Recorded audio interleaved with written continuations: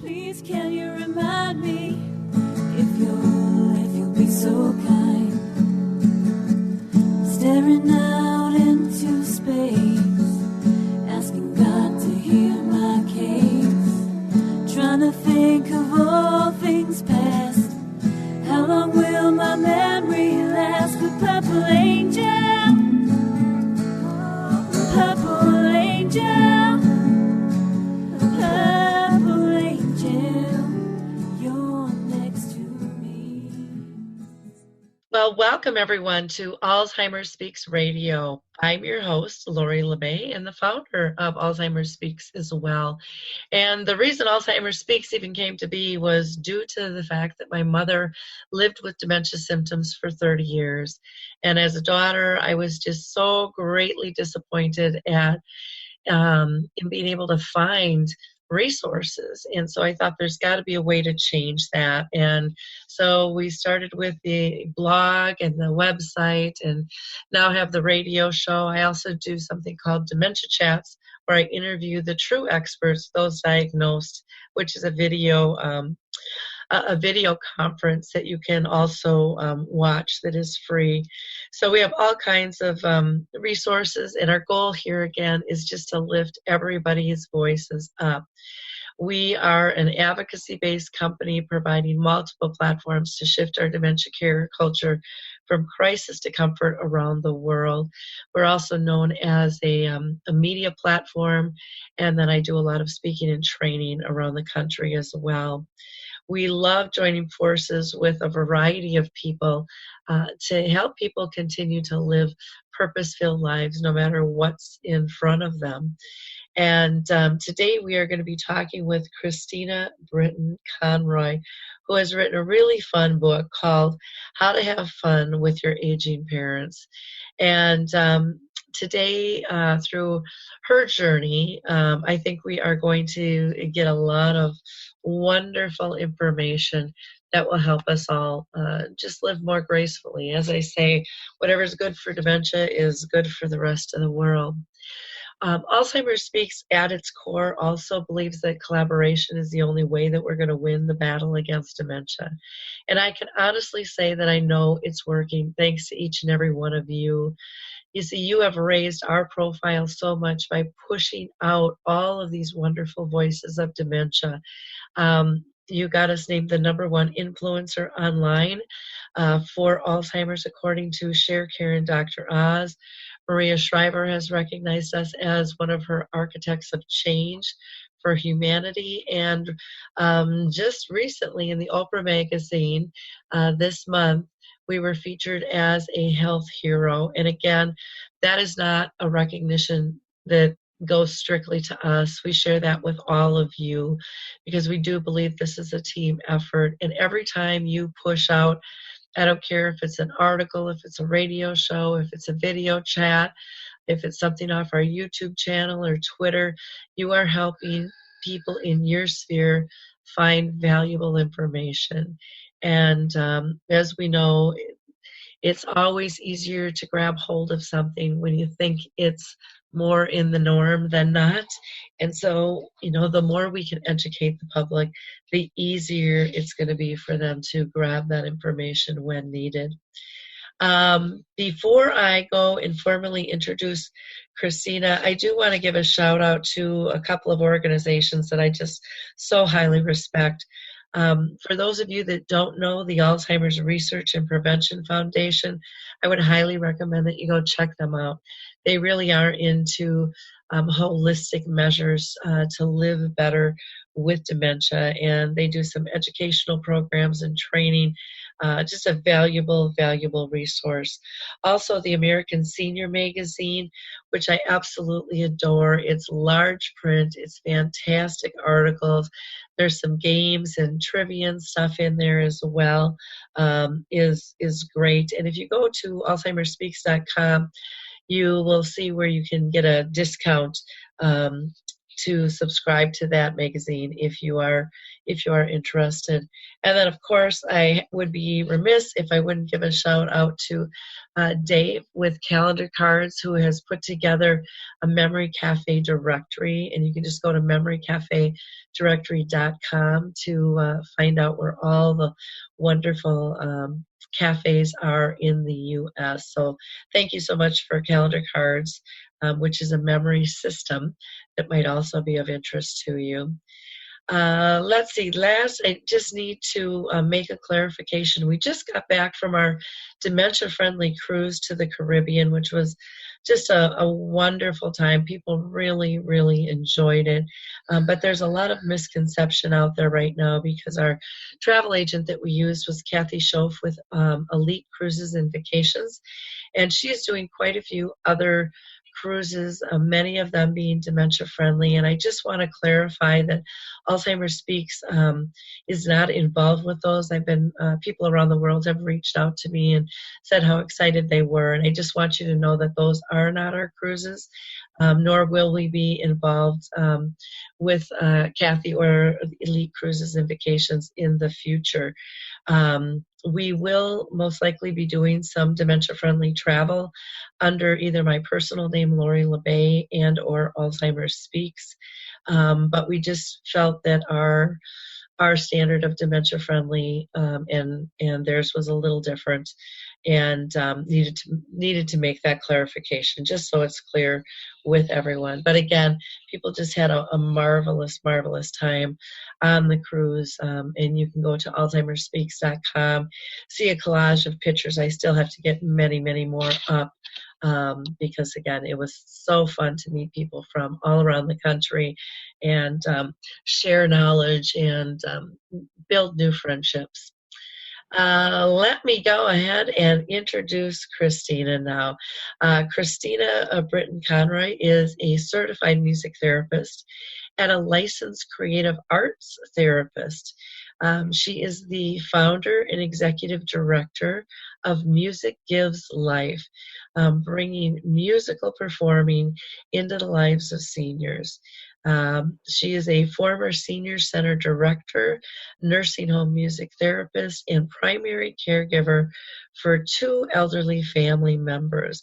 Christina has a really unique insight into the joys and frustrations shared by geriatric patients and their care partners. So welcome today. How are you doing, Christina?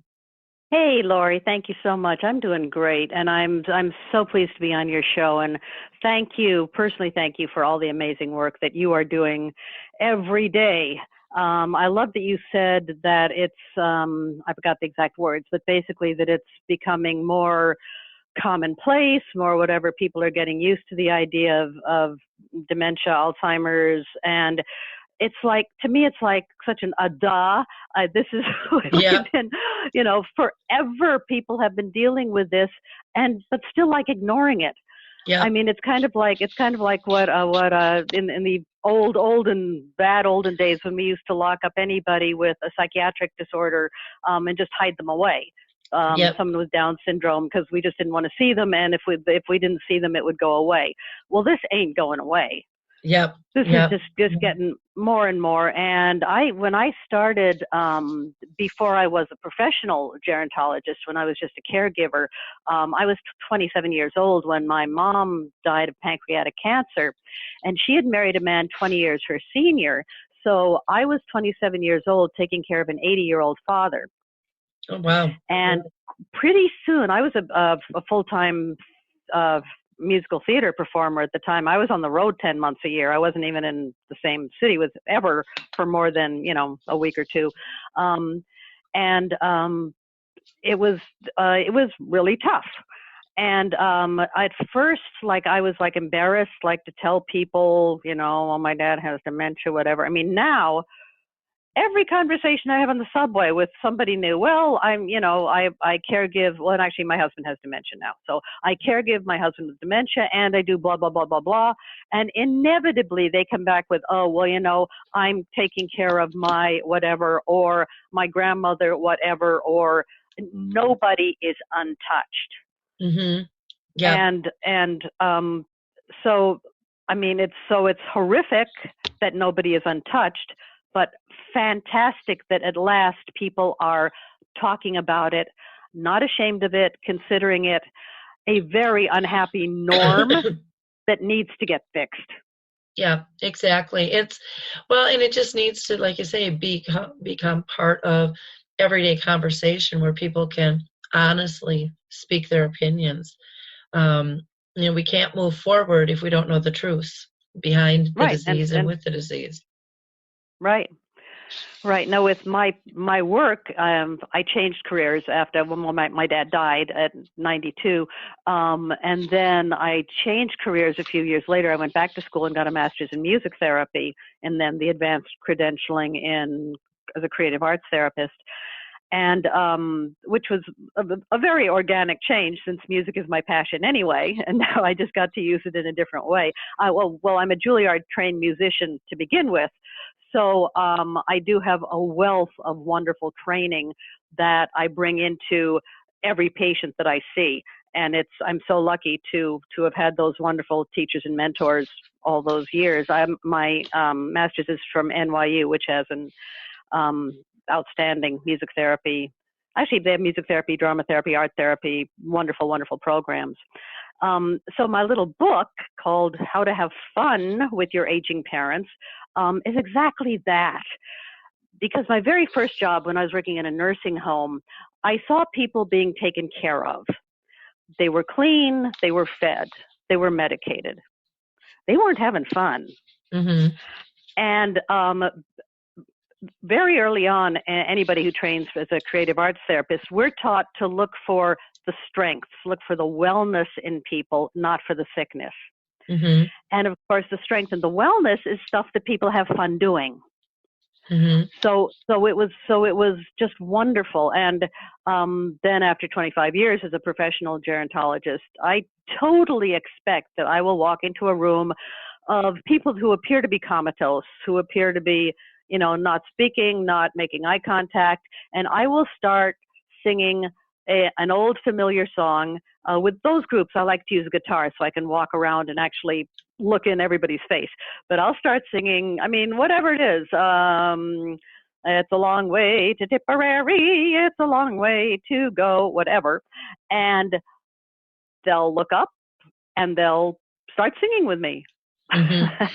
It is kind of funny with music how somebody who might be just sleeping or hanging their head raises the head, a smile comes on, the eyes get a glint, the lips start moving, the hands and toes start tapping, and it's just unbelievable. You got it. Mm-hmm. And besides the moment of being in society, they're also, as you say, physically moving. You can't sing without breathing deeply, so they're getting more oxygen into their brains, so their endorphins are raising. They're feeling better. There's so many, young people who love to sing in choirs, and they don't know why. Well, a lot of it is just that you get a natural high from breathing in oxygen. Mm-hmm. And with old folks, it's the same thing.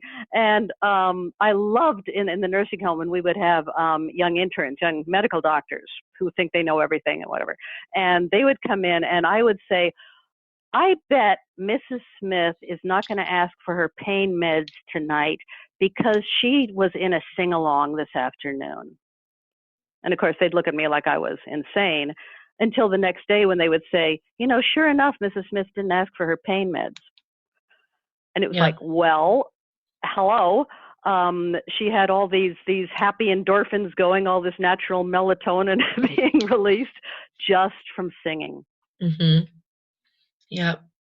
Now, I want to talk to you a little bit about the book, because there's, tons of elder care specialists out there, but not everybody decides to write a book. Why did you decide to write a book, and what makes yours different from others that are out there?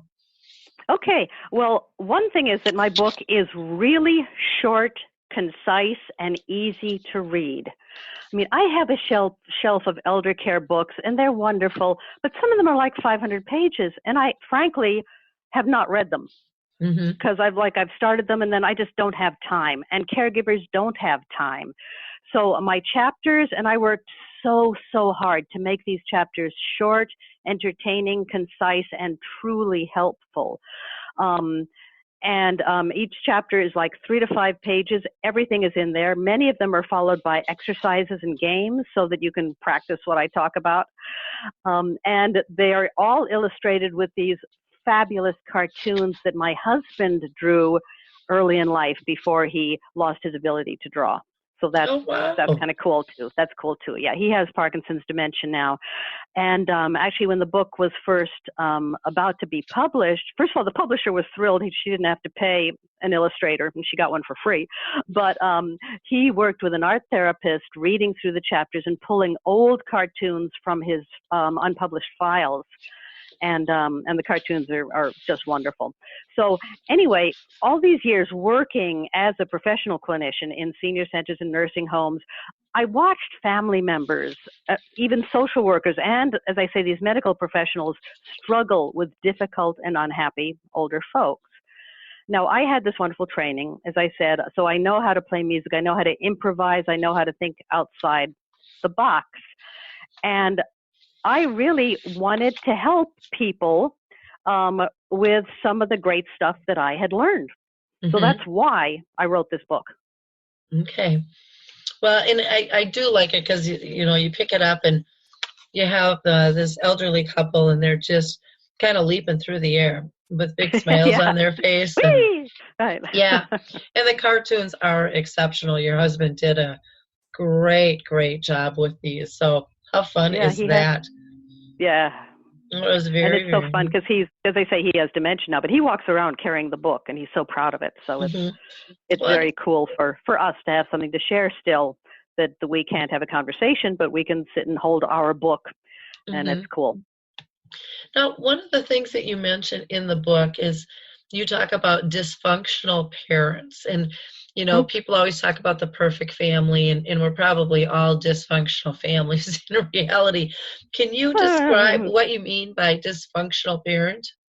Sure. It took me a long time to really study different personalities, and I broke people into 4 very broad categories. Now, certainly I've known a lot of older people who are still in their 90s, who are still active, who are traveling, whatever. God bless. But a lot aren't. Now, my first dysfunctional parent type I call stuck in a rut. I have had so many 50-year-old people come to me complaining, all my mom wants to do is get her hair done and watch soap operas and play bingo. And I'm like, yeah. So my question there is, well, can she afford it? Well, oh yeah, easy. Okay, is she damaging anybody or herself by doing this? Well, no. So I say, so leave her alone. You 50-year-old son may have a problem. Your mom's doing fine. Leave her alone. Let her do what she wants. So that is actually not a dysfunctional parent. In my mind, that's a dysfunctional adult child. So the next ones can be dangerous. Number 2 is self-isolating. Now, so many elderly people are living alone. Their kids have grown up and moved away. A lot of their friends have died.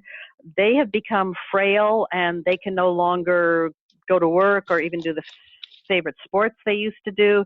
I mean, the mailman who used to carry heavy mail bags and then go bowling on the weekends and can't do either. He may feel he has no reason to get up in the morning. And clinical depression, we know, is huge among the elderly, and that needs medical attention. But my book helps caregivers find something new or something old that their loved one has forgotten that they can become engaged with and have a reason to get up in the morning. So that's self-isolating. So my number 3 now is dangerously independent. Now, we all know the old lady who is, 87 years old, half blind, half deaf, lives in a cluttered apartment, refuses to throw away anything. The place is filthy, and she refuses to have help in the house. Scary, scary stuff. I went through this with my dad. and kind of tried to clean up for him, whatever, eventually, until the day I walked in and he had melted the back of his polyester jacket by leaning against the stove. Wow. Yeah. And that was, go ahead. I was going to say, when you were talking about kind of the cluttered house, I used to sell real estate. And there were a few homes that I sold where literally there was just a path, because people couldn't, couldn't get rid of anything, and yet were fiercely independent, or tried to be. Yeah. Well, these could have been younger people too. I mean, that cluttering, illness, psychiatric illness is certainly not only for old people, but a younger person who can see and who can step around the clutter is probably going to be okay. But once they can't. Okay, so I have stuck in a rut, self-isolating, dangerously independent, and then number 4 is unreasonably demanding.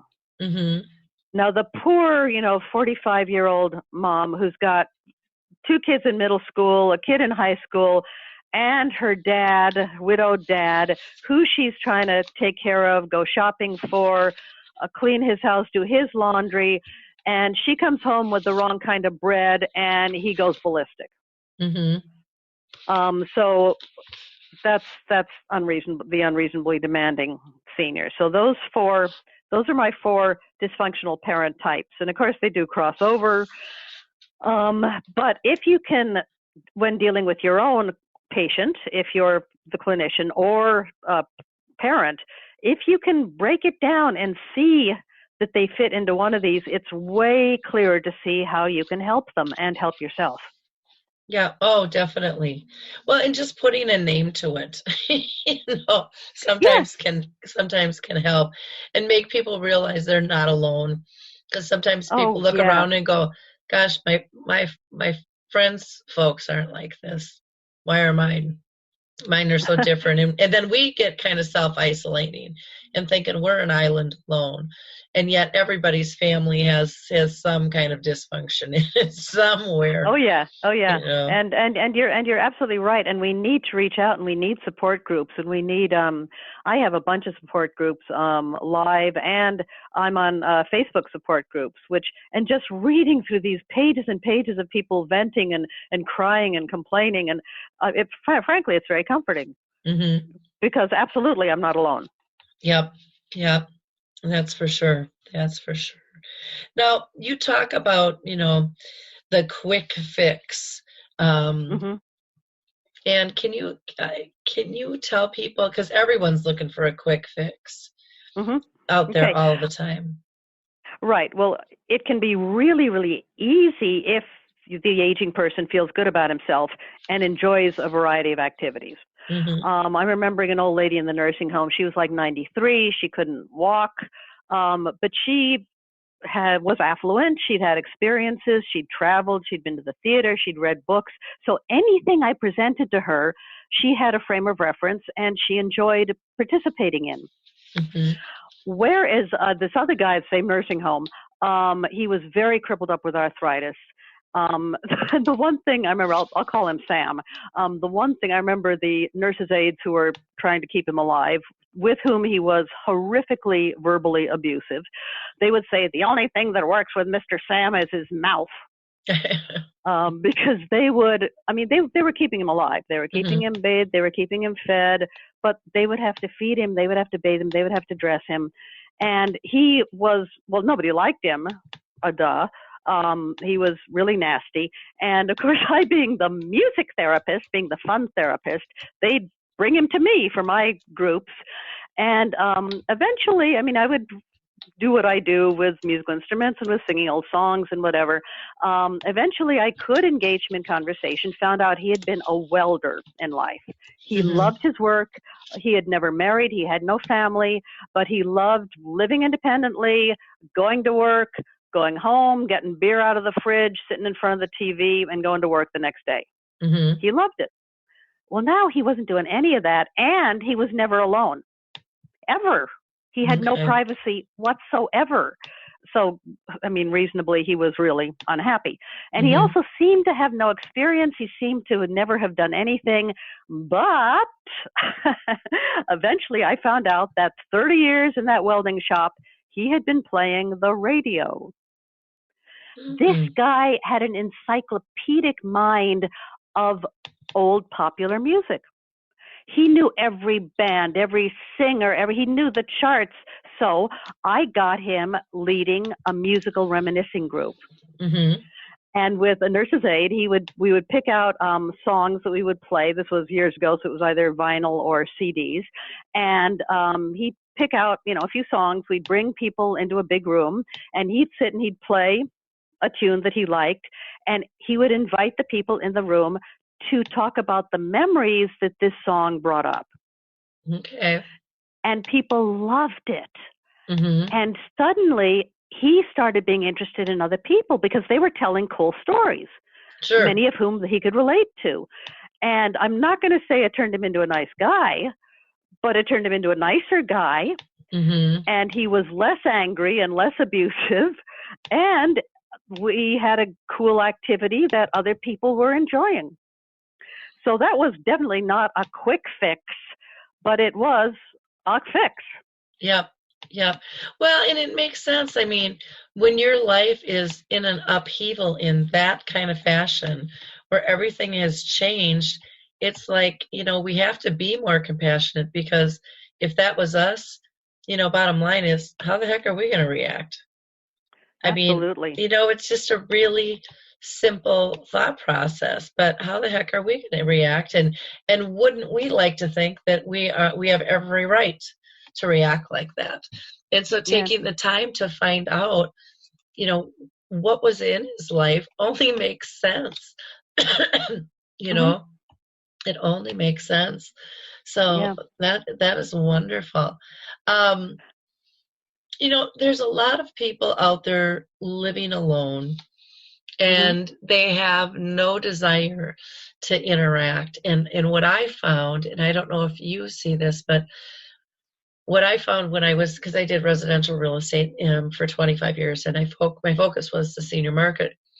And what I found was all of them were holding on to that being fiercely independent piece.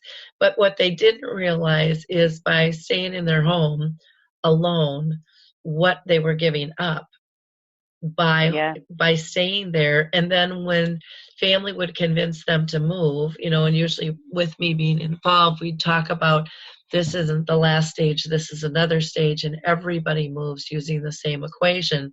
It's to make your life easier. Half the time I couldn't even get a hold of them when I had an offer. I'd have to go through management to track them down because they were socializing.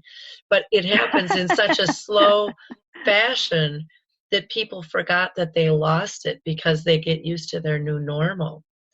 And so do you find that true with I'm flashing back to a fella, again, in the nursing home, who he had been living alone forever, and he was now very sick with diabetes and in the home and whatever, and he wasn't very old, but whatever. And I was doing a Christmas play, which I had written with them. They'd made up the story, and obviously and then put in, familiar Christmas songs, whatever. And the one day after rehearsal, he was working with everybody and singing and doing his lines, whatever. And he said to me, most Christmases I've been alone. This is a Christmas I'm going to be with other people. Wow. And I've never forgotten that. And since then, I often tell people, if they're, I'll never put my mom in a home, I'll never whatever. I'm like, do some homework. Look into this. So it's not so cut and dried by any means. So I hear you big time. Yeah, it's an interesting process out there, trying to keep people engaged. After you kind of define, in your book, the parent type, what's the next thing for people to do? Well, the next thing is figure out your relationship to your parent. No, I have so many, 40-year-olds, 50-year-olds who will say to me in counseling sessions, they'll say, I lived with my mom my whole life. I know her. And that's not necessarily true, because they may be reacting to stuff they don't understand. Now, my mom, for one, she was a professional. She was very self-involved. And she was not a particularly good mother. She did the best she could, but she was not a particularly good mother. And I mean, she died young. She died of cancer. But even like having to look after her, or whatever, I really resented it, because as far as I'm concerned, well, she didn't look after me. Why should I look after her? But I didn't get that. I just knew I didn't want to do it, and I didn't want to know why. And so we need to understand and to become the adult, become the parent to our parent. In some cases, the parent may have been horrifically abusive. They may really have been horrible to their kids, and now their kids are expected to take care of them in their old age. Yep. And I remember in the nursing home of one guy who, he was very affluent. He was actually a private pay patient, which there are hardly any. And he was charming, and the staff, we all liked him. His kids wanted nothing to do with him. Nothing. I remember the one we called his adult son, the social workers did for some kind of treatment, okay. And he just said, I don't want to hear about it. Just do what you think best. And people were saying, oh, that's a horrible son. And I'm like, he may be, but we don't know this family history. We don't know, and we really can't judge. But that son could have, for his own sake, sat back, thought whatever it was that caused him to hate his father so much, I can be bigger than that. I don't have to act to my parent the way my parent acted toward me. And that's, of course, psychotherapeutic techniques of healing yourself and becoming a happier individual yourself. So understanding your relationship to your parent, and also how does your parent see himself? Now, in the case of the old lady we were talking about, the clutterer who thinks she's totally strong and smart and can take care of herself, and her adult child knowing that she's none of those things. Or the overly demanding parent who thinks that my 40-year-old daughter, she should have 24 hours a day to take care of me, not thinking she's got 3 kids of her own at home and a husband who might want some attention, and and a job maybe on top of all that. So how your parent sees themselves, how your parent sees you, how you see your parent, and how you see yourself. Maybe this 40-year-old mom thought, yeah, she was capable of taking care of some things for him, but God knows not everything. Yep. Interesting. When you wrote this book, because of the title, How to Have Fun with Your Aging Parents, I'm assuming that it's a book specifically for children, but on the other hand, I think it could probably be utilized by any family member who is caring for absolutely, and non-family members. I've been doing presentations for social workers. Mount Sinai Senior Health here in New York just had me present for 2 different groups of their geriatric social workers, helping them to think out of the box. What I would love to do is and actually someone is trying to get this book into employment packages for nurses' aides. Because most nurses' aides are wonderfully trained to get the patient clean, medicated, fed, period. And then the rest of the day, what do you do? And the rest of the day, as far as I'm concerned, is the most important part of the day. Because that's when you're living. Because all of us, every day we all take a shower, get dressed, and then we start the day. The day isn't just, getting clean and getting fed.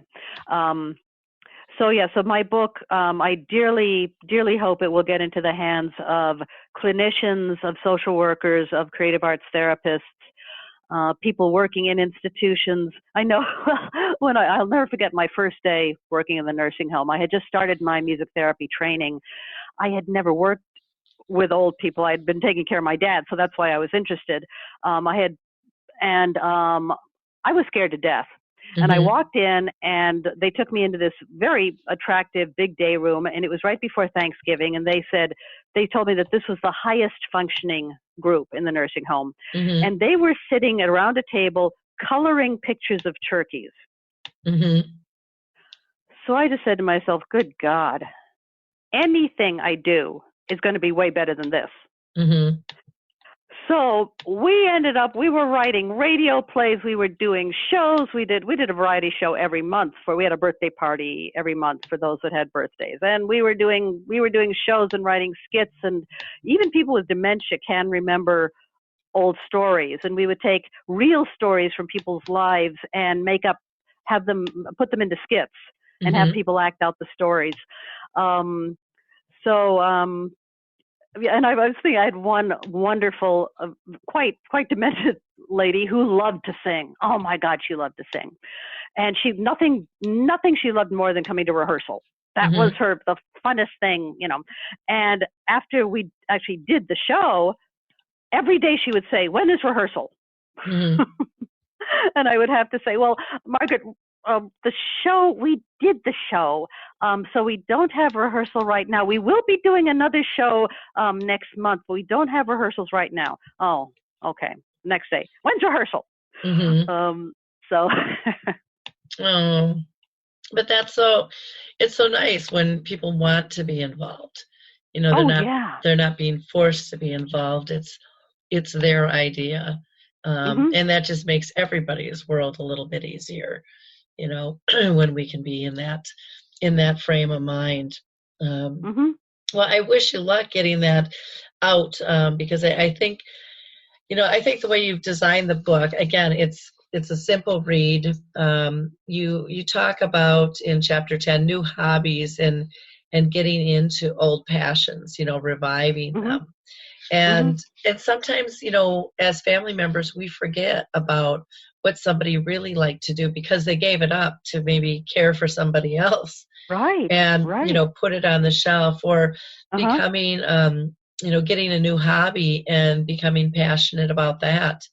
If it's painting or fishing or singing or whatever. Yeah, whatever. Yeah. Whatever. I don't know how much time we have. I just, a favorite story, which I do talk about in the book. I had a little guy who had polio. He was very crippled, and he was terribly shy. And I was running a senior center at this point, and he really wouldn't socialize, wouldn't do anything. And long story short, I started a band in the senior center, and he was my drummer.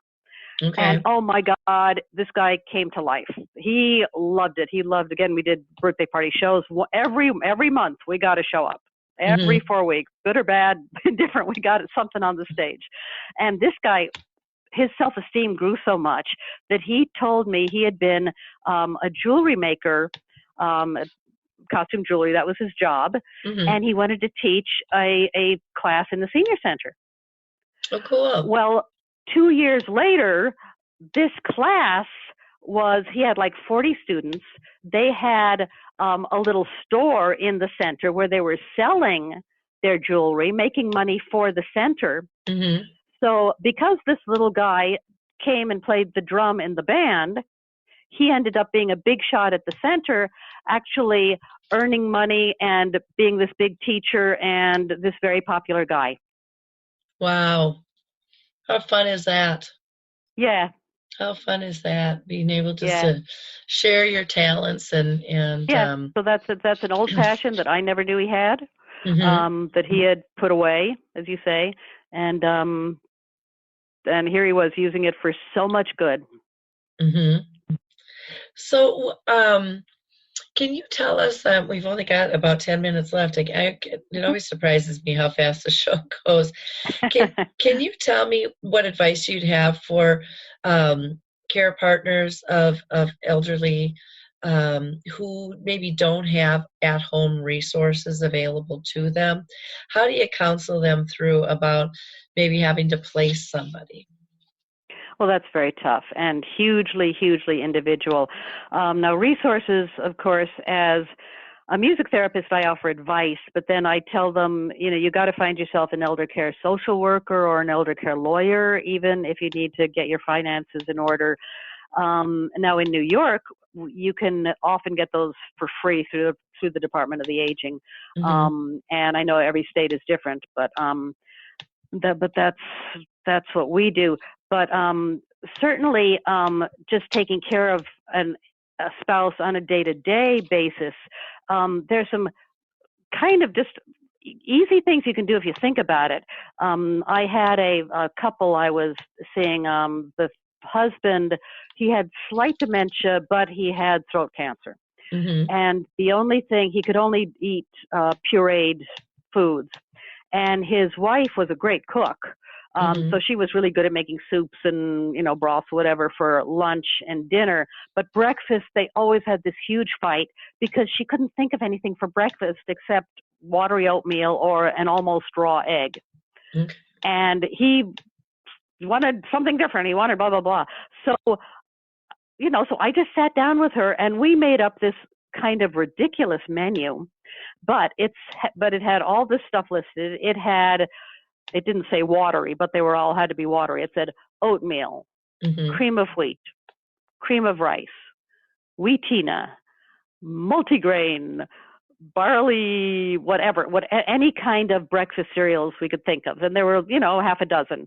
And then underneath it, maple syrup, brown sugar, white sugar, raspberry syrup, blueberry syrup. So her husband every day could read down the menu and make his choice. And that solved the breakfast traumas. Wow. Isn't that amazing? And it seems like, again, a duh, but you just don't think of it when you're in the middle of it and going crazy. So that's why an outside therapist looking in can be really helpful, especially if it's a creative arts therapist that knows no rules and no boundaries. Yeah. Well, and that's getting those outside eyes, I think, can be very helpful in a lot of ways, because sometimes we've all been in situations where we've just been so close. We've been too close that we don't see some of the changes that are happening because it was a really gradual slide, but somebody walking in from the outside can go, oh, you've gone from A to D, and somebody's thinking you're just approaching B, and being able to point that out and help people through that. Yeah, I remember the first time when my dad didn't recognize me. Again, as this was before any of my training, whatever, I was 27 years old, and I was shocked and horrified and very hurt. And of course, now I just tell people, it's going to happen, expect it. Yeah. And that's another thing too. I mean, people go, I was actually in a counseling session the other day with a guy who was saying that his mom has become just horrible and abusive and horrible. And anytime he talks to her, she's just so nasty, and he doesn't know how he's going to handle it. So I just said to him, well, you expect that she's going to act like that? He goes, yeah. So I said, okay, expect that she's going to act like that. Yep. Just expect it. And you're not surprised. You're not surprised. And then if she happens to be more pleasant, you're going to be really happy. Yep. And I could see he just totally relaxed. He just says, oh my goodness. Yeah. That really makes me feel better. Yeah. Something so simple. But we overlook the obvious sometimes because we're so focused on trying to change somebody. And we won't. Yeah. We won't. Yeah. And so we can change. Yeah, they won't. Yeah. And it's just getting, I think, to that level of acceptance too, of this is the new life. And our new life is always changing. Even before dementia hit, there's been rough bumps for all of us. Where it's like, well, I didn't see that one coming, or that's not how I planned it out to be, or that's just life. And so dementia is just one of those other bumps in the road there. In wrapping up, can you tell our audience a little bit about being a music therapist and working with the elderly, and What are some of Sure. I the... mean, I feel so blessed having this, music, because it's so powerful in ways that you would never think of. I remember one day working with a woman in a wheelchair who had had terrible strokes, and she was very crippled up. And but I found out that she had been a figure skater in her youth. Mm-hmm. And I was having a one-on-one session with her, and I had a little organ in front of me, and I was trying to remember the skater's waltz, and I couldn't remember it, and I was playing other waltzes, and she was moving in her chair, and I finally remembered the skater's waltz. La, la, la, la, la, la, la, la. And she burst into hysterical sobbing. And I felt like such a heel. I thought I had done something horrible to this poor woman. Well, I beat myself up all that. I don't think I slept that night. I thought, what have I done to this woman? I have been so cruel. Anyway, the next day I come into the senior center, and there are people crowded around one of the dining tables, and she brought in her scrapbooks from when she had been a figure skater, and she was showing off all the pictures, which no one else ever knew that she had been a figure skater. No one knew that she had this beautiful artistic history, and now she had, 50 people oohing and aahing and telling her how wonderful she was, and she was just beaming and feeling so proud. And she called me over, of course, to show me all these beautiful, beautiful pictures. And had I not basically made her cry and had that breakthrough through the skater's waltz, through the simple music, she never would have had this breakthrough and be able to enjoy and appreciate the beautiful artist that she had once been. Yep. Wow, how cool is that? Yeah, you don't know. And with music, I mean, it can pick people up, or it could trigger sadness too if there's and that's okay. I mean, you could never take for granted that a song is going to make somebody happy or sad, because I mean, if a very happy song happened to be playing when you got into a car crash, that song is never going to be a happy song for you again. But certainly, letting people, I have a whole chapter about shedding healthy tears and letting people cry. Don't be afraid to cry yourself and to let people cry. I actually, a caregiver who was staying with my husband the other day, she said she was hiding her, she got all upset, and she was, hiding her tears. And I said, no, let him see you cry. Let him see that you're upset, and when I need to, I cry. When he needs to, he cries. And then you just pick yourself up and go on. But if you hold it inside, you're just going to give yourself a stroke, and that's not going to help anybody. No. Isn't that the truth? I'm a firm believer that we have to feel our emotions to push through them. Otherwise, we're just stuffing them and hiding them, and then they're going to come out sideways. And they're going to come out somehow. Yep. And it's not going to be pretty. Yeah, exactly. Well, this has been a really, excuse me, I'm going to have to cough here, a really interesting conversation. Any last tips that you'd like to share with our audience? Well, I guess just what I consider my 3 truths, that if you get these, you're kind of going to be okay. The first one is your parent's personality. And that's basically, the dysfunctional parent types. And then your relationship to your parent. Why are you reacting the way you are? If your parent was wonderful and nurturing, of course you're going to be wonderful and nurturing back again. If your parent was not nurturing, you may see yourself acting like a real bitch, and you may not like yourself. So just figure that out. And then figuring out what your parent needs to feel validated and whole. I mean, does your parent, in this case, my parent being my patient, did she need to hear that music and cry in order to let herself remember and be brave enough to show off the beautiful pictures of who she had been in her youth? Yeah, those are great tips. Again, I would recommend people pick up the book, How to Have Fun with Your Aging Parents by Christina, Britton, Conroy. And what's the best way for them to get this? Is it off your website, or can they get it off Amazon? Either. Okay. Sure, or directly from the publisher. If they actually have a bookstore in town, the bookstore will probably not have it on the shelf, but they can order it. Mm-hmm. So sure, any of those easy, usual ways. Okay, great. And you are also on LinkedIn. People can hook up with you there if they're. I certainly am. I'm on everything. I'm on LinkedIn. I'm on Twitter. I'm on Facebook, and I love to hear from new people. So that would be fun. Okay, and your Twitter handle is Chris Britt Conroy. You got it. Yeah. Britt Conroy is her Mm-hmm. Twitter handle, and Mm-hmm. for Facebook, is it your full name, Christina Britton? Sure. Yeah. Conroy. Mm-hmm. Okay, and yeah, then again, as is my website. Yeah. Yeah. So main website is Christina Britton Conroy. We have that on the homepage as well. And is there a phone number that you would like to give people, or an email address, or just contact you through the website? My email address, absolutely. It's cconroy, CCONROY NYC, that's where I live, at gmail.com. She'll be very happy to get emails.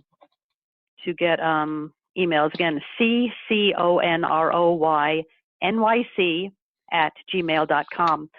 And they can also send me a message via the website. And then when I get back to them, we may talk by phone, but I like to do it by email or Twitter or whatever first. Yeah. Virtually first. Mm-hmm. Okay. Sounds like a plan. Well, thank you so much for spending time with us. I really appreciate it. I'm always amazed when I have a music therapist on, that because the amount of energy you women, and it's typically women that I've had on the show as music therapists, are so full of energy and so full of life.